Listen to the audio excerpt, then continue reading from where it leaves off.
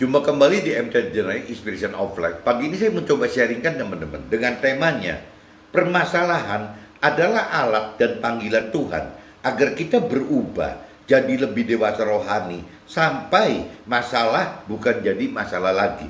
Dari kitab landasan kitab Mazmur pasal 40 ayat 1 sampai 9 dan kitab Mazmur pasal 40 ayat 10 sampai 18.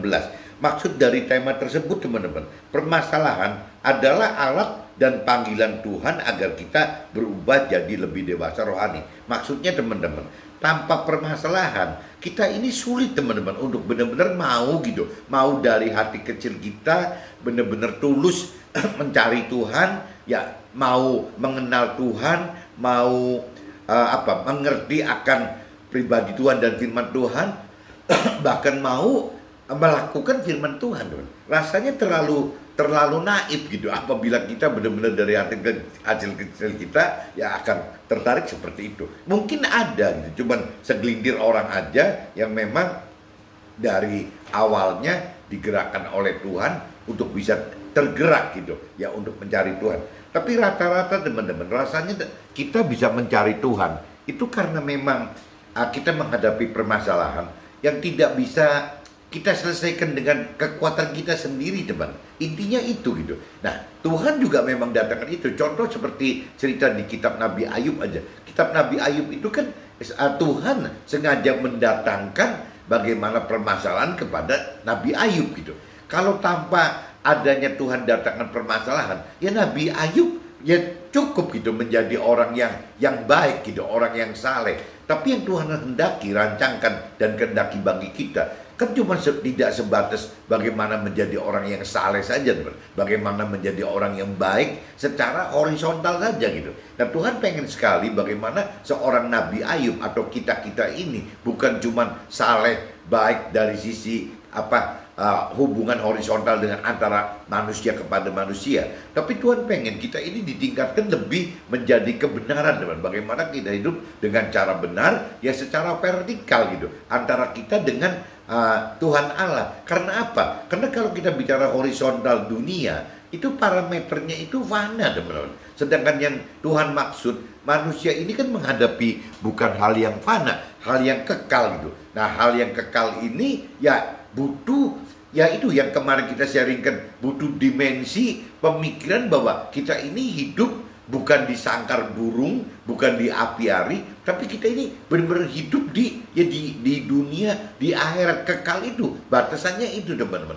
Kalau dunia itu kan batasnya kan ada. Contoh kalau dari soal waktu aja, umur gitu. Kan batasan dunia itu ada. Manusia itu umurnya 70-80 tahun, maksimal 120 tahun. Dan itu kan ukurannya ada, teman. Tapi kalau begitu masuk ke dimensi alam yang kekal gitu, yang akhirat yang kekal, alam yang kekal, itu dimensi waktu itu jadi tidak ada, teman. Karena batasan 70-80 tahun atau 120 tahun itu nggak ada gitu. Jadi besar sekali. Begitupun urusan ruang gitu. Ya ruang itu jadi bukan cuma kecil seperti sangkar atau apiari, tapi ya tidak terbatas, teman. Nggak ada batasnya gitu. Nah, ini yang Tuhan sadarkan kita gitu, bahwa yang namanya manusia itu bukan cuma hidup di dunia ini gitu, karena dunia ini terlalu kecil bagi Tuhan, bahkan terlalu singkat gitu. Ya kita ini Tuhan ciptakan untuk sebagai makhluk yang mempunyai roh yang bersifat kekekalan, teman-teman. Jadi parameter Tuhan dengan dunia itu beda sekali, teman-teman. Nah, ini yang nanti permasalahan ini yang bisa membuat manusia ini untuk terus meningkat terus, teman. Butuh level iman yang bertumbuh gitu, yang berkembang, sehingga butuh permasalahan. Apabila tidak ada permasalahan, rasanya jadi berhenti. Ya orang akan stuck gitu. Contohnya kayak Nabi Ayub tadi, sebelum Tuhan datangkan permasalahan, Nabi Ayub itu ya tiap hari hidupnya cuma dalam sisi kenyamanan dan keamanan level-level duniawi saja, teman-teman. Cuma sebatas itu. Tapi begitu Nabi Ayub didatangkan permasalahan, Nabi Ayub itu berubah, teman-teman. Dari yang mulai pola-pola orang saleh, orang baik itu berubah menjadi orang benar. Ya orang yang dengan target itu bukan bagaimana mencapai target sukses duniawi, bagaimana mencari kebahagiaan duniawi, dan bagaimana memenuhi nafsu-nafsu duniawi. Seperti yang memang Nabi Ayub waktu itu sudah nikmati dan alami, teman-teman. Tapi begitu Tuhan datangkan permasalahan ke Nabi Ayub, ya Nabi Ayub jadi berubah, malah kehilangan semua. Jadi setatnya itu dari kehilangan semua, kehilangan hartanya, kehilangan tahtanya, kehilangan anak-anaknya, kehilangan jati dirinya, kehilangan istrinya gitu. Jadi semua hilang semua, teman-teman. Nah ini ya setelah Nabi Ayub berani lepaskan pegangan duniawi ini gitu, tidak mengandalkan duniawi lagi. Nah Tuhan mulai balik-balikin lagi, teman-teman, bahkan berkali-kali lipat. Tapi Nabi Ayub sudah tahu bahwa hidup yang future yang akan datang bukan hidup seperti Nabi Ayub yang dulu, yang waktu menjadi orang saleh, orang baik. Tapi Tuhan pengen Nabi Ayub yang hidup tidak cukup cuma sebagai orang saleh atau orang baik, tapi bagaimana Tuhan pengen Nabi Ayub hidup sebagai orang yang benar. Nah, untuk hidup yang benar itu benar-benar harus melakukan firman Tuhan, teman. Dan bahkan kalau seandainya kita sudah melakukan firman Tuhan dan kita level imannya naik terus gitu sampai mendapatkan kedewasaan rohani, Nabi Ayub rasanya ditugaskan bukan sebatas bagaimana melakukan firman, tapi bagaimana menjadi alat Tuhan dalam hal memberitakan kebenaran firman kepada ya istrinya, kepada anak-anaknya, kepada staf dan karyawannya, kepada kerabatnya, ya semua. Akhirnya jadi semua Nabi Ayub akan dipakai Tuhan dalam kondisi seperti itu. Jadi berubah, ya Nabi Ayub mengalami transformasi dari mulai orang baik, orang saleh menjadi orang benar yang menjadi alat Tuhan. Itu yang Tuhan rancang kendaki bagi setiap kita itu seperti itu, teman. Khususnya orang yang diundang, yang dipilih, teman. Nah ini tinggal problemnya, apakah yang saya sering katakan apabila teman-teman misalnya tidak sengaja mendengar sharing saya seperti ini, yaitu sudah satu bukti bahwa teman-teman diundang dan dipilih oleh Tuhan. Karena kalau yang tidak diundang dan tidak dipilih oleh Tuhan, rasanya nggak pernah mendengarkan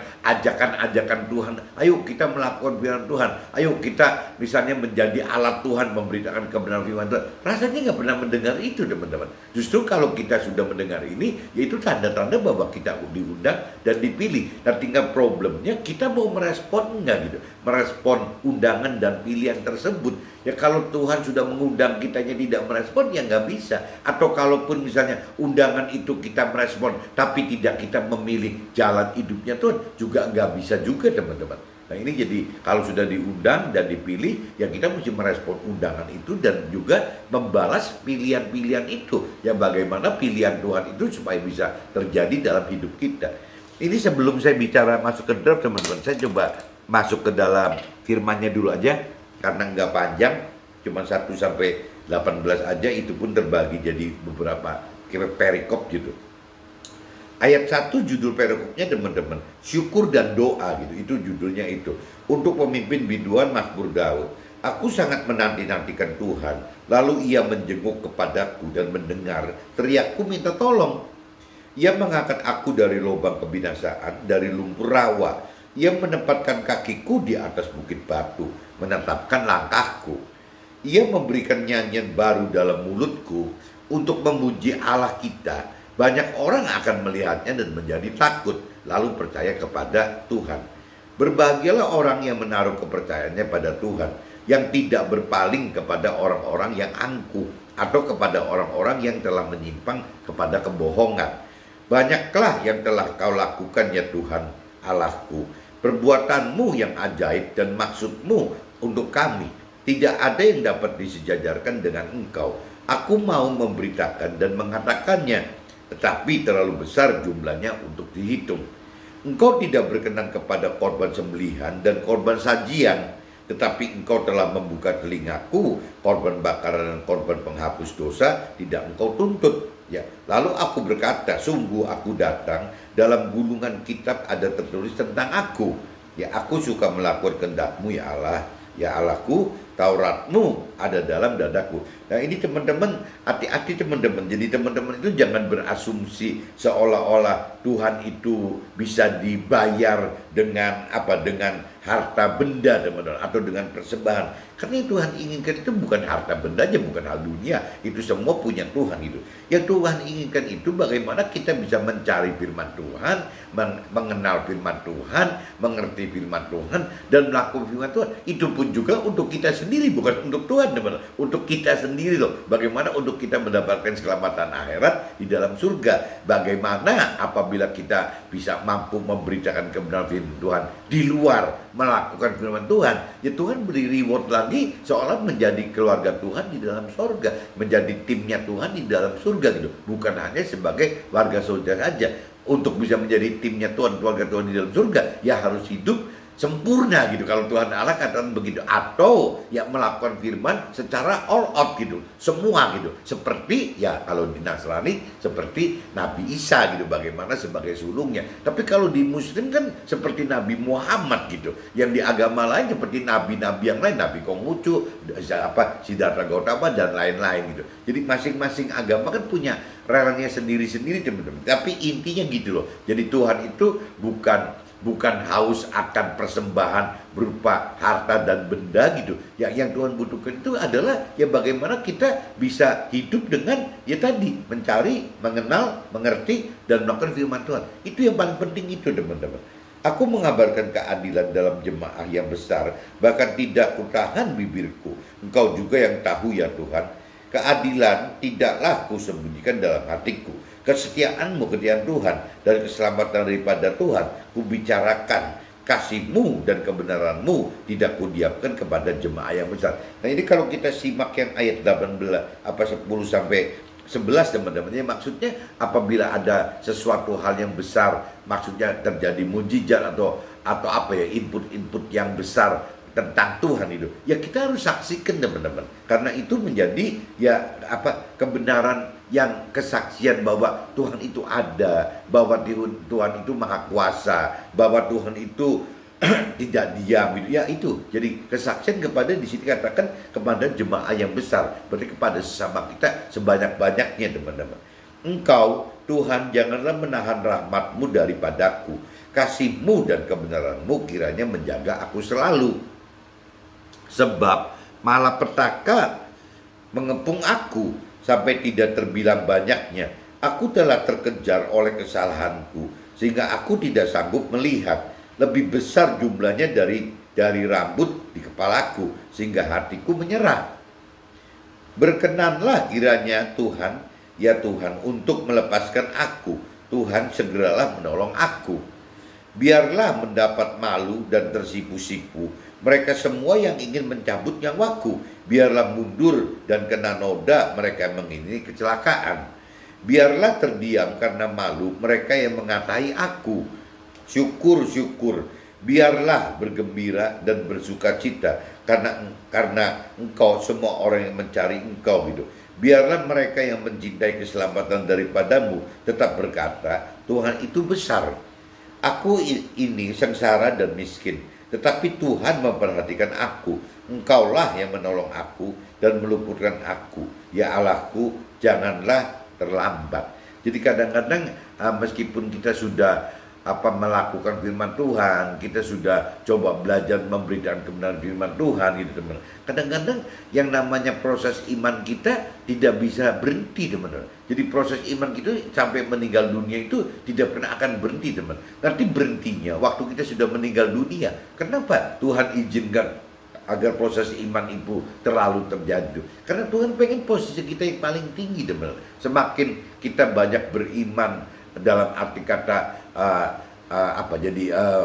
mencari, mengenal, mengerti, melakukan firman Tuhan, semakin banyak yang kita lakukan firman Tuhan, semakin naik level iman kita, teman-teman. Semakin dalam kita mengenal firman Tuhan, semakin berani gitu kita melakukan firman Tuhan. Semakin mampu mengerti firman Tuhan, ya otomatis kita jadi makin berani gitu, makin berani dan berani melakukan firman Tuhan. Itu kuncinya gitu, teman. Jadi kemauan mencari, kemampuan mengenal, kemampuan mengerti, yaitu pasti berkaitan dengan kemampuan ya melakukan firman Tuhan tadi gitu. Nah semakin berani kita melakukan firman Tuhan, otomatis leveling iman kita berkembang, bertumbuh terus, teman-teman. Dan itu baru berhenti apabila kita meninggal dunia, teman-teman. Ini saya udah bacakan, jadi saya kalau kita bicara perikop intinya kan di kita masuk pasal 40 ini kan judulnya kan syukur dan doa, teman. Jadi kalau buat saya pribadi, ternyata ya kalau syukur dan doa ya perlu gitu. Tapi dalam hal kita melatih iman kita, bagaimana kita mentargetkan diri kita untuk lebih dewasa rohani, rasanya tidak bisa, teman-teman, cuma dengan ucapan syukur dan doa saja. Jadi kita harus bisa berbuat gitu, kita harus bisa bertindak, tidak cuma cukup syukur dan doa. Banyak, teman-teman, orang-orang yang hanya dengan pengucapan syukur dan doa ini dianggapnya sudah selesai tugasnya gitu. Tapi kalau menurut saya belum gitu. Kalau kita bicara di firman ini, ya dari ayat 1 sampai 18 disimpulkan bahwa tidak cuma cukup dengan syukur dan doa, tapi kita harus benar-benar yang tadi, harus mau mencari Tuhan Allah dan firman Tuhan Allah. Kita harus mengenal firman Tuhan Allah, kita harus mampu mengerti firman Tuhan Allah, kita harus mampu melakukan firman Tuhan Allah. Dan itu, teman-teman, jadi kuncinya itu bukan dengan syukur dan berdoa saja dimaksudnya.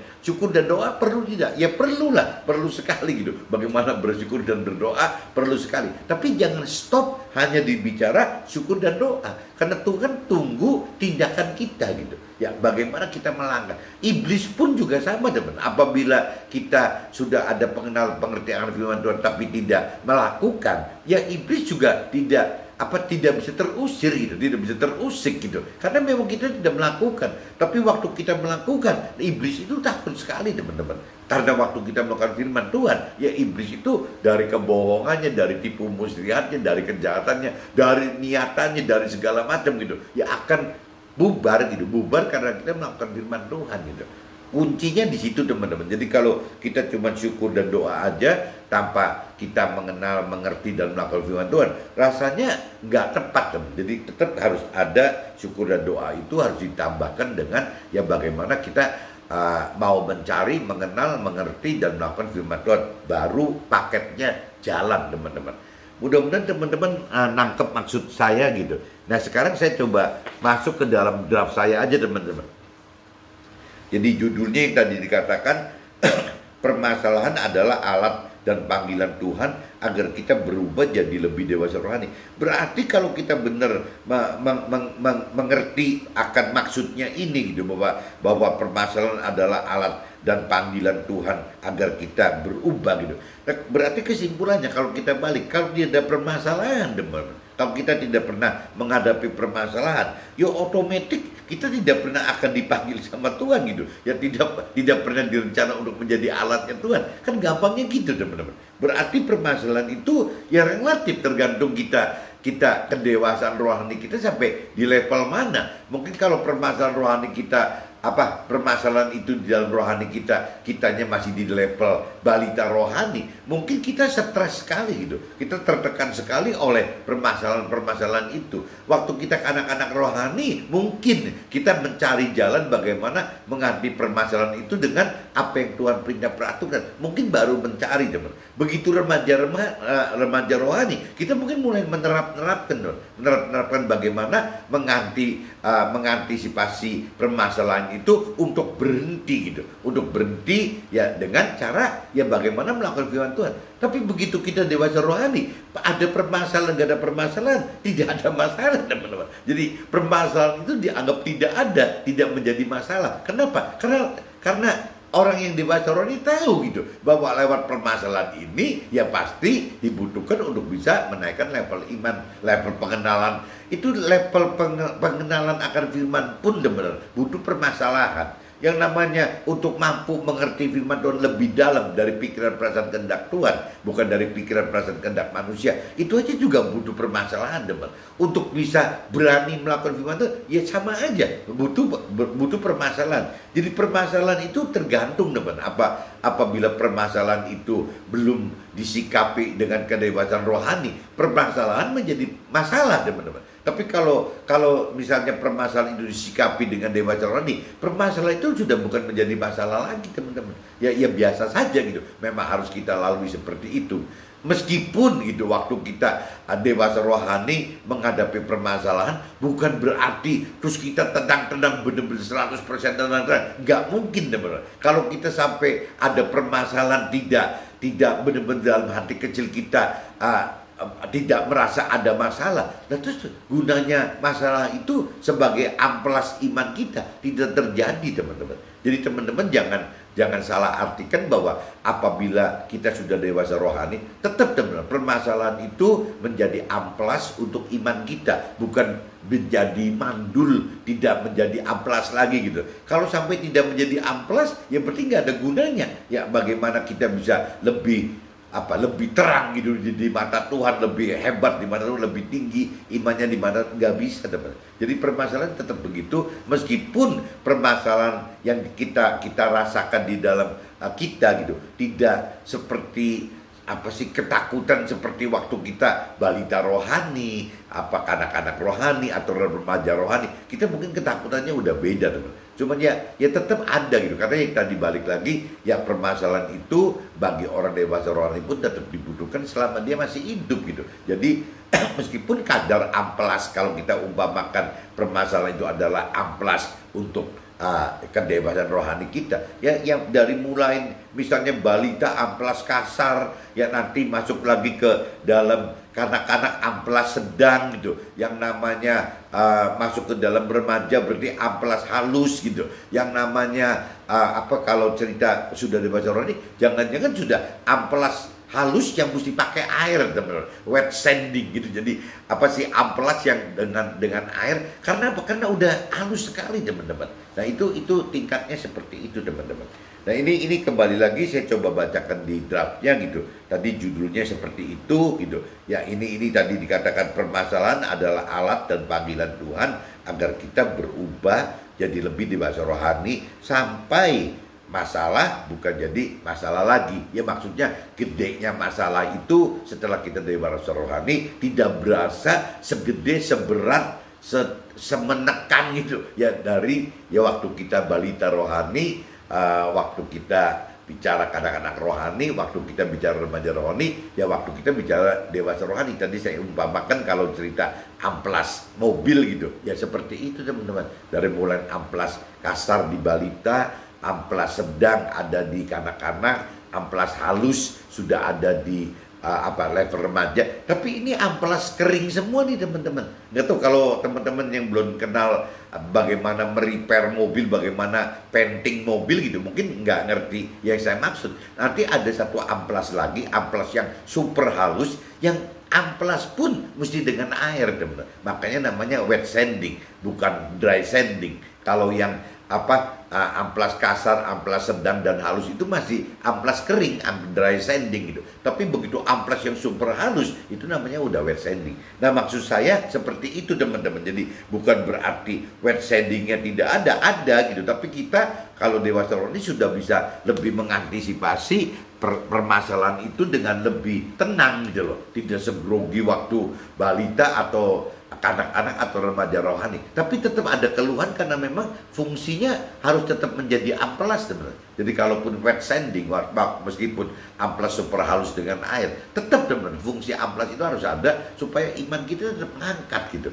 Nah kapan itu berhenti? Ya setelah kita meninggal dunia. Setelah kita meninggal dunia, kita menghadapi penghakiman, kita menghadapi pengadilan, penghakiman dan penghukuman gitu. Nah ya waktu itu sudah berhenti dengan proses imannya. Berarti kita udah standarnya ya berhenti di situ gitu loh.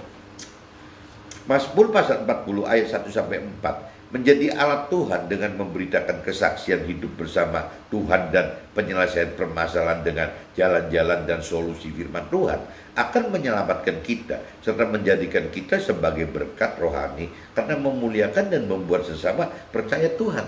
Nah ini maksudnya gitu, teman. Apabila kita menghadapi permasalahan itu dengan cara-cara rohani, dengan cara mengantisipasi apa yang diperintahkan oleh firman Tuhan, ya dengan cara bagaimana jalan di dalam firman itu, perintah itu, dan juga menghidupkan roh Tuhan, itu ujung-ujungnya, teman-teman, hasil yang kita dapatkan waktu kita melakukan firman Tuhan ini malah bisa menjadi alat kesaksian kita untuk teman-teman di market share di dunia sekuler, teman-teman. Jadi sangat perlu sekali gitu kita mengalami permasalahan ya untuk menjadi jadi alat kesaksiannya Tuhan gitu. Tanpa kita menghadapi permasalahan, ya tidak terjadi apa-apa. Tapi kalaupun ada permasalahan disolusi dengan cara-cara dunia, ya tidak bisa disaksikan, ya benar. Bagaimana kita mau jadikan saksi kebesaran Tuhan? Nggak bisa gitu. Jadi satu-satunya kalau kita memang tergerak, terundang, terpilih, dan memang kita mengasihi Tuhan,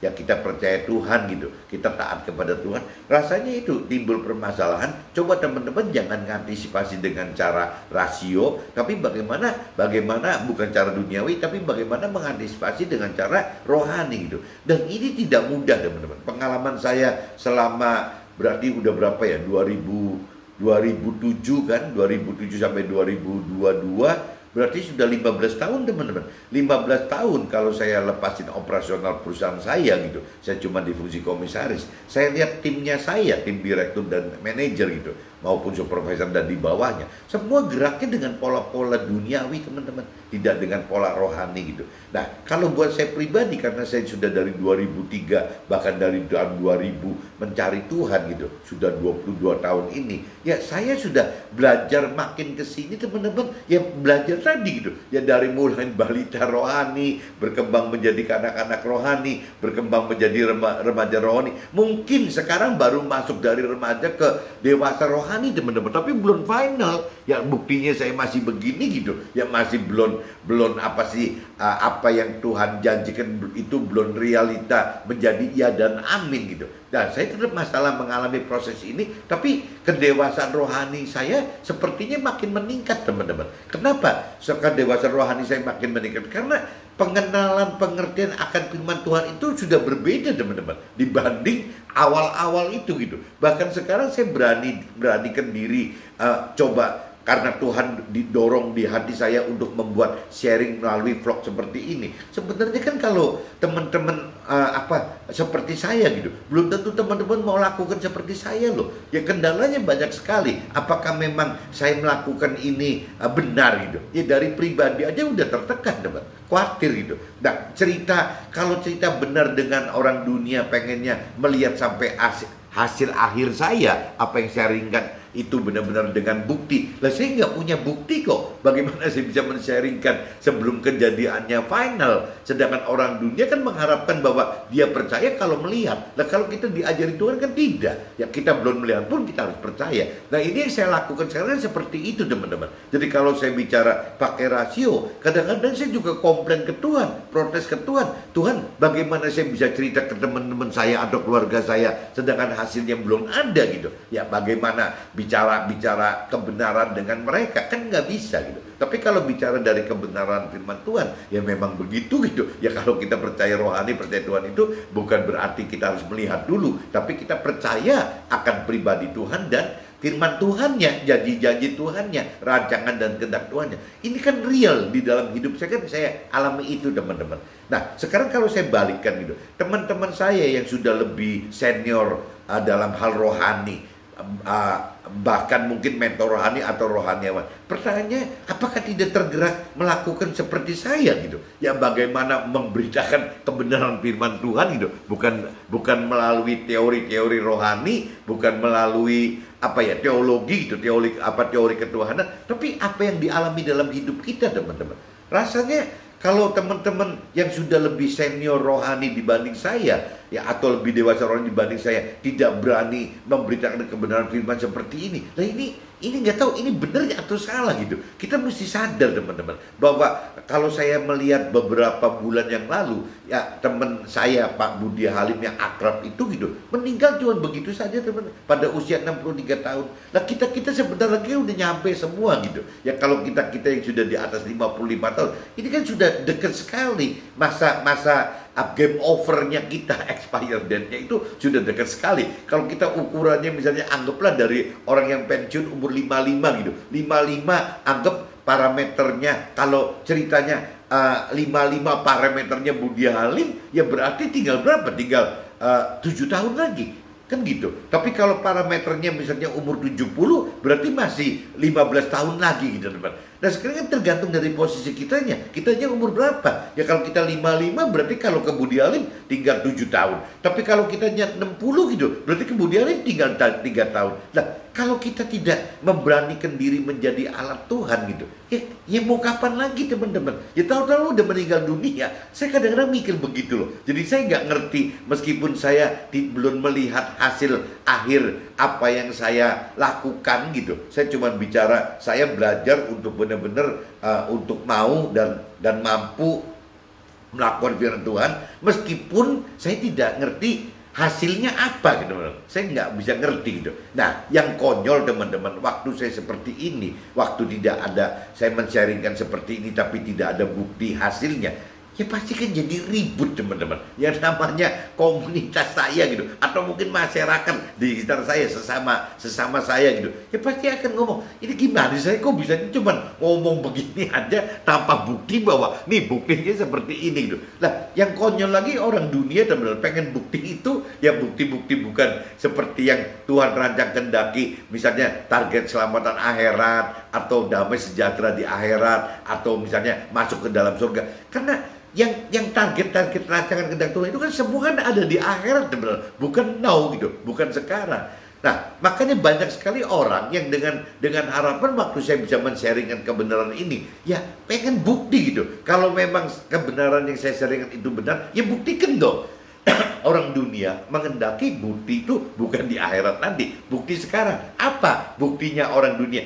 Ya saya harus sukses duniawinya gitu. Karena memang parameter targetnya orang dunia ya target sukses duniawi, bukan keselamatan akhirat gitu. Nah itu yang kadang-kadang kita jadi ketekan teman-teman. Begitupun juga soal misalnya kebahagiaan duniawi. Lah you sendiri hidupnya masih sengsara begitu, ya sama keluarga nggak harmonis, masih gini gitu. Ya parameternya gitu. Ya kalau orang dunia, wah itu yang namanya harta berlimpah-limpah. Kalau perlu misalnya tidak bahagia juga pakai narkoba kali jadi supaya bahagia. Kalau perlu tiap malam masuk ke dunia gemerlap gitu, ke dugem. Orang dunia kan lakukan itu dan nyata teman-teman dilihat orang. Tapi kalau kita sebagai pelaku firman kan tidak teman-teman. Jadi apa yang kita lakukannya karena perintah-perintah firman Tuhan kadang-kadang memang jadi cemoohan teman-teman, cemoohan bagi orang-orangnya dengan parameter duniawi tadi. Ya jadi target sukses duniawinya diincar gitu, maksudnya ini targetnya sukses nggak duniawi. Kalau udah bicara nggak sukses duniawi, jangan ngomong soal kebenaran Tuhan gitu.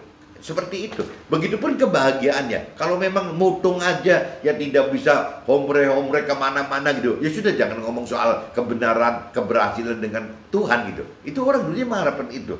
Kalau you nggak bisa beli mobil yang mahal, rumah yang mahal, tidak bisa beli jet pribadi, tidak beli pakaian, tas dan segala macam sepatu yang mahal gitu, ya berarti you jangan ngomong bicara kebenaran firman Tuhan yang benar gitu. Orang dunia akan mencemooh kita gitu. Nah siapa orang dunia ini? Jadi problem lagi teman-teman. Orang dunia itu dari mulai sesama kita di masyarakat, ya akan mengecil menjadi keluarga besar kita, keluarga paman dan bibi kita gitu. Mengecil lagi menjadi keluarga kecil kita, ya berarti kakak adik kita, keluarga kakak adik kita. Nah sampai masuk ke dalam keluarga kita sendiri teman. Waktu masuk ke dalam keluarga sendiri, ini tingkatannya sama aja nih. Kalau bicara F1-nya gitu, dari mulai orang tua dan mertua, ya ngangkut lagi dengan anak-anak dan mantu, ngait lagi pasangan kita teman-teman.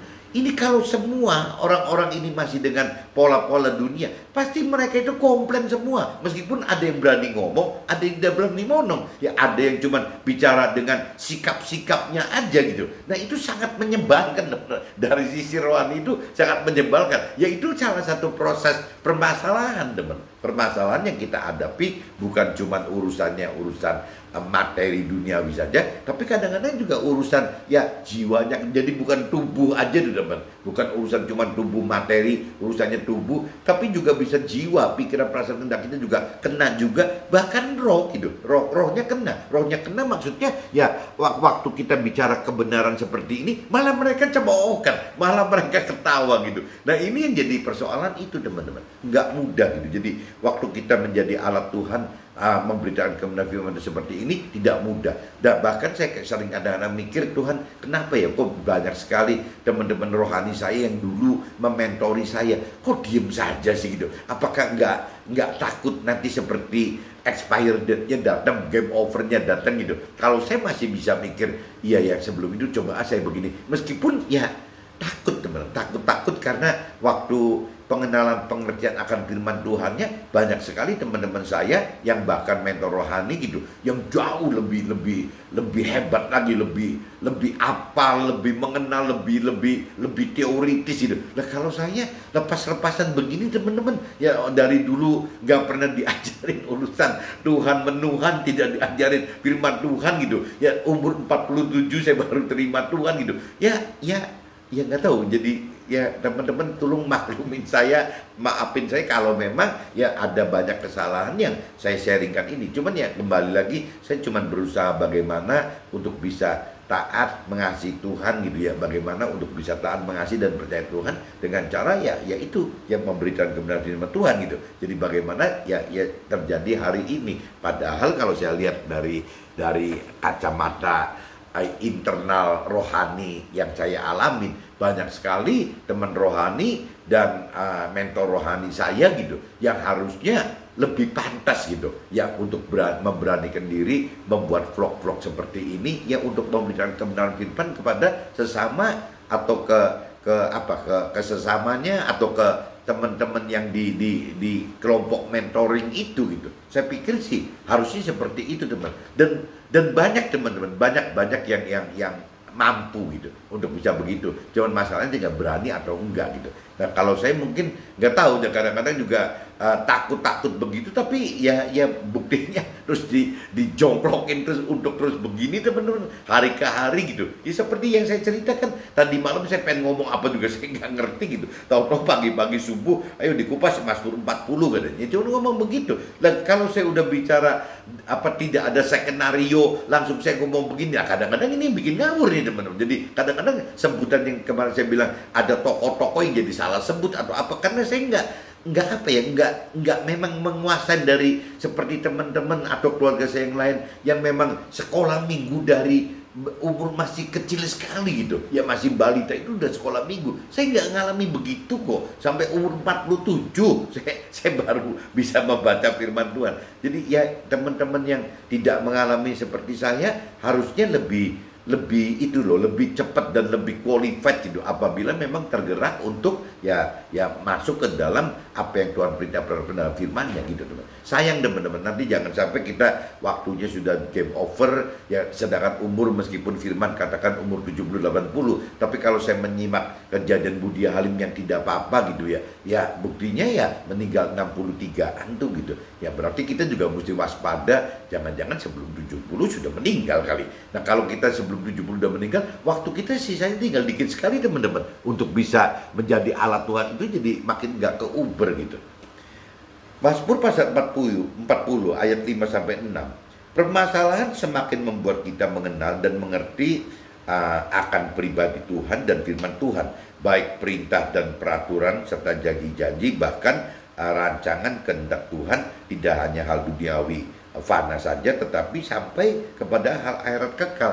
Nah ini kalau kita menyimak yang ini rencana Mazmur 40 ayat 5-6 ini kan ya saya juga lakukan itu teman. Tapi kalau cerita di firman Tuhan ya seperti Nabi Ayub katakan ya, waktu sebelum Nabi Ayub itu mengenal firman Tuhan, sebelum mampu mengerti firman Tuhan, sebelum mampu melakukan firman Tuhan, Nabi Ayub itu kan cuma bicara jalan tidak sesuai dengan perintah peraturan Tuhan yang tertulis seperti kita sekarang teman-teman. Yang dia minta dari pengarahan roh Tuhan saja. Kalau kita sekarang beda, ada firman Tuhan dan kalau kita hidupkan roh Tuhan, kita juga punya roh Tuhan. Berarti kita punya dua teman-teman, ada firman Tuhan dan roh Tuhan. Logikanya kalau kita punya firman Tuhan dan roh Tuhan, logikanya kita itu harus bisa lebih mampu daripada Nabi Ayub. Logikanya teman-teman. Tapi mungkin kita kalah iman sehingga Nabi Ayub lebih hebat daripada kita gitu. Nah ini kembali lagi kalau Nabi Ayub katakan gitu ya di akhir ceritanya gitu, bahwa iya saya dulu mengenal Tuhan itu kata orang gitu, bukan kata dia. Nah sekarang setelah dia mengalami perjalanan menghadapi banyaknya permasalahan ini, akhirnya Nabi Ayub berubah, teman-teman. Pengenalan pengertian akan Tuhannya berubah. Nah, ujungnya dia katakan bahwa sekarang dengan saya mengalami banyak sekali permasalahan dan tetap Tuhan jagain hidup dan berhasil. Nah, baru Nabi Ayub katakan bahwa sekarang saya mengenal Tuhan itu dari apa yang saya alami, gitu. Jadi Tuhan itu bukan harus dipelajari, teman-teman, harus dialami seperti Nabi Ayub, gitu. Kalau dulu Nabi Ayub tidak mengalami, cuman kata orang, oh nanti kalau habis pesta malamnya berarti anaknya 10 orang harus didoain. Ya kalau bisa nanti setelah subuh paginya dipersembahkan apa untuk Tuhan. Ya kata orang, gitu. Tapi begitu memang Nabi Ayub sudah masuk ke dalam kehidupan bersama Tuhan, ya ceritanya beda semua, teman. Jadi bagaimana caranya? Ya Nabi Ayub benar-benar mengalami Tuhan. Nah, kita juga sama, teman. Jangan cerita teori saja, tapi kita hidup ya harus mengalami Tuhan. Mengalami Tuhan adalah melakukan firman Tuhan. Jadi kalau memang contohnya Nabi Abraham berani meninggalkan Uskasdim, gitu, ya kita sama. Ada satu momen yang Tuhan dorong mungkin kita untuk melakukan itu, gitu. Nah, kita berani nggak? Seperti saya pribadi, kalau bukan meninggalkan Uskasdim, dia melepaskan operasional perusahaan, gitu. Ya saya cuma di fungsi komisaris, ya saya lakukan. Nah, ujungnya begini, teman. Kalau bicara secara duniawi, kok tidak menguntungkan sama sekali, aneh dan bodoh sekali. Kata orang dunia, kata keluarga saya ngomong begitu. Tapi kalau dari sisi rohani, tidak, teman-teman. Saya merasa kalaupun hidup sekali lagi, saya tetap nggak mau ngindar dari ini, gitu. Karena memang banyak sekali berkat-berkat rohani yang saya terima, meskipun secara berkat duniawinya belum nampak, yang tadi saya katakan. Orang dunia, keluarga saya mengharapkan ya buktikan dong duniawinya. Tapi kalau kembali ke kitab Matius pasal 6 ayat 33, ya cari dulu kerajaan dan kebenaran, saya udah lakukan itu, teman. Dan saya merasakan ada berkat rohani yang saya terima. Tapi bicara lanjutannya firman tadi, nanti Tuhan akan tambahkan hal-hal duniawi. Ini yang belum nyata. Nah, ini yang ditunggu oleh keluarga saya, ditunggu oleh keluarga kecil saya, keluarga besar saya, komunitas saya, dan masyarakat di sekitar saya yang memang dari duniawi pola pikirnya. Itu, teman-teman. Nah, ini yang nggak mudah, nggak gampang, dan berat buat kita, teman-teman. Mazmur pasal 40 ayat 7-9, permasalahan yang besar Tuhan manfaatkan membuat kita terpaksa untuk mencari dan mengandalkan Tuhan. Tidak cukup hanya bersyukur dan berdoa saja serta lakukan ritual atau liturgi keagamaan, tetapi harus mau mencari dan mengenal serta mengerti dan juga lakukan firman-Nya. Nah, ini kadang-kadang lewat permasalahan ini Tuhan datangkan permasalahan sehingga kita benar-benar tidak cuma pakai teori-teori rohani saja, teori-teori agama saja, sudah bersyukur, ya berdoa, gitu. Ya bagaimana istilahnya tata krama ibadah itu kita lakukan segala macam. Tidak cuma cukup itu, teman. Jadi kunci akhirnya tetap kita harus benar-benar mengenal, mengerti, ya itu Matius 6 ayat 33 tadi. Carilah dahulu kerajaan Allahnya, carilah Tuhan Allah dan firman Tuhan Allahnya, gitu. Bukan bersyukur berdoa cukup begitu saja. Tidak cuma cukup bersyukur berdoa dan melakukan liturgi atau tata krama keagamaan di tempat ibadah. Tidak cukup itu, teman. Carilah pribadi Tuhannya dan carilah firman Tuhannya, gitu. Itu yang paling benar, harus seperti itu, teman-teman.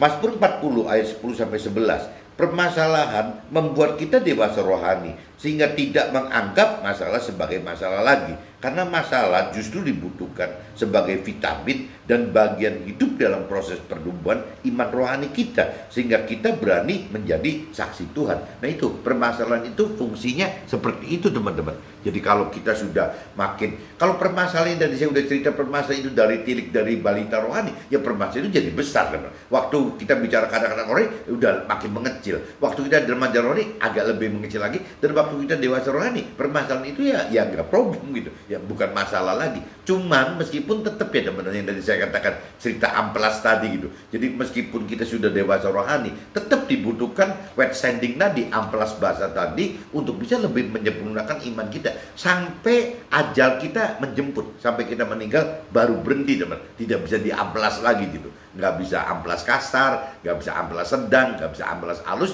dan tidak bisa amplas super halus yang dengan air tadi, gitu.